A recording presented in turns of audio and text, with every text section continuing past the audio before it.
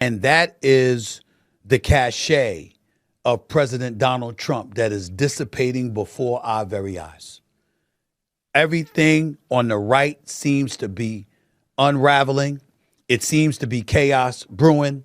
And I think everybody needs to pay attention to it because, damn it, it don't look like it's going to go away. So Stephen A. Smith just dropped a bombshell about Trump's crumbling support among his most loyal base, and it's absolutely devastating. We're talking about Alex Jones, Nick Fuentes, and MAGA diehards turning against him completely. This internal GOP civil war could reshape American politics. Let's break this down. But I'm bringing all of that up to say that it doesn't appear, regardless of how turned off we may be, that Trump is doing that awful of a job. But if you listen to the folks on the right who have been staunch supporters of his, oh my Lord, they are going against him. This is the political earthquake nobody saw coming. When your own hardcore supporters start questioning you despite decent economic numbers, that's not policy disagreement. That's a fundamental trust collapse. The base fragmenting while performance metrics look solid is historically unprecedented.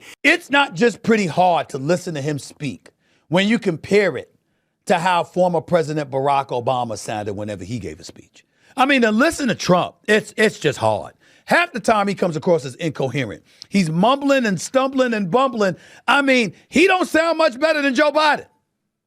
He don't sound much better than Joe Biden did. I'm just going to keep it a buck with you. Compare Trump's recent rally speeches to his 2016 performances. The difference is stark. Political analysts have documented his declining verbal fluency, increased rambling, and loss of that sharp comedic timing that made him so effective. The cognitive decline is measurable and undeniable. Sharp as a tack. Age and attrition have clearly kicked in. All right? He doesn't look the same. He doesn't sound the same. I remember when he caught Biden during the debate, June 27th, 2024, when he embarrassed the then sitting president. And Biden was stumbling and mumbling and stumbling. And Trump said, I don't understand what he said. I don't think he understands what he said. That's what you actually can say about Trump half the time now, because he don't seem like he's always there.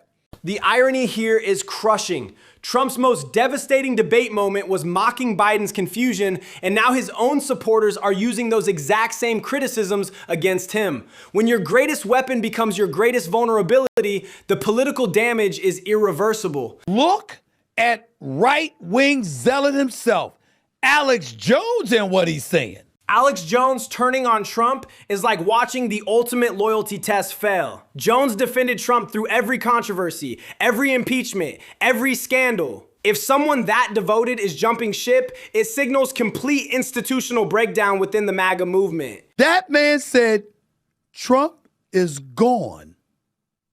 That's what he said. We need to mobilize against him and the neoconservatives. That's what he said. And he also, of course, said to mobilize against the Democrats. That's a given. But he's talking about turning against a whole bunch of Republicans out there. That's Alex Jones. When Alex Jones calls for mobilizing against Trump and neoconservatives, he's essentially declaring war on the entire Republican establishment. This isn't criticism. It's a full insurrection within the conservative movement. The coalition is imploding from within. How about right-wing zealot, the dude in his 20s, but got a following now? Got that young audience out there now, converting a lot of cats to conservatism and beyond. I mean, on the right, Mr. Nick Fuentes. If you haven't heard this, I mean, I hope you sit down. You might catch a heart attack. Nick Fuentes represents the alt-right's future generation, young, digital native, and incredibly influential among Gen Z conservatives. When someone that connected to youth conservative culture abandons Trump, it signals a generational shift that could last decades. Ladies and gentlemen, that is Nick Fuentes, a far-right extremist, to say the least, who is talking about going to the other side, quote, just to fuck you. That's what he said. You go on American Jewish Community website. Far-right extremists threatening to vote Democrat isn't political strategy, it's pure spite politics. When ideology takes a backseat to personal vendetta, traditional party loyalty completely collapses. This level of fragmentation makes governing impossible. And he's talking about joining them just to get back at Trump and the right. I mean, what the hell is going on in America? You talk about only in America. This is some only in America stuff right here going on. This stuff is crazy. It's unbelievable. Left got a chance after all. Democrats are watching Republicans self-destruct without lifting a finger. When your opposition is eating itself alive, smart politics means staying quiet and letting the chaos continue. This internal warfare hands them easy victories across the board. Because the way Trump is going right now, the more he talks, the more he alienates his base. And without his base, he stands no chance. Meaning of the GOP winning the midterms. Trump's entire political model depends on unwavering base loyalty overcoming coalition building. When that 35% hardcore support starts cracking, his path to victory disappears completely. Without the base, he's just another politician with high unfavorability ratings. He broke it down better than the Democrats. He broke it down better than the Democrats. There's no border wall. There's no flourishing economy. You got the war in Iran. You understand? He's breaking it on. He's breaking it down better than the Democrats. What y'all need to talk for? Let him talk. Let him talk. Right-wing criticism hits harder than Democratic attacks because it can't be dismissed as partisan bias. When former allies use conservative language and values to tear you down, there's no defense strategy that works. It's political assassination from within. No matter what happened for Trump in the past, his base never fragmented. You got Marjorie Taylor Greene there going off. What happened to America First?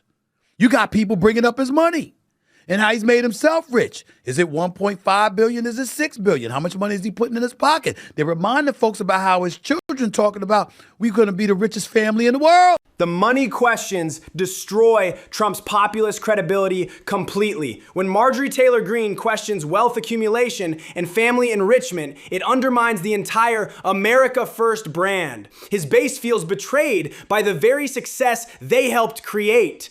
Trump has gotten in his own way because he won't shut the hell up. Every time he's on camera, he looks worse. He's not coherent. He's mumbling and stumbling. You got people on the right bringing him on and just letting him ramble and just letting him talk, not realizing the more you do it, the more he sounds like Biden did. It's pretty bad. And it's getting worse. Every public appearance becomes a liability when you're in cognitive decline. Trump's team should be limiting exposure, but his ego demands constant media presence. It's a death spiral. The more he talks, the worse he looks, but he can't stop talking. And at the rate it's going to cost the GOP the midterms. And once the Democrats regain at least one house of Congress, that's where you can neutralize them. Losing even one house of Congress would cripple Trump's legislative agenda completely. When your own base abandonment costs you seats, it creates a feedback loop where weakness breeds more weakness. Political momentum becomes unstoppable once it shifts. His own base is turning against him. Things are very, very bad right now, regardless of how to make it look.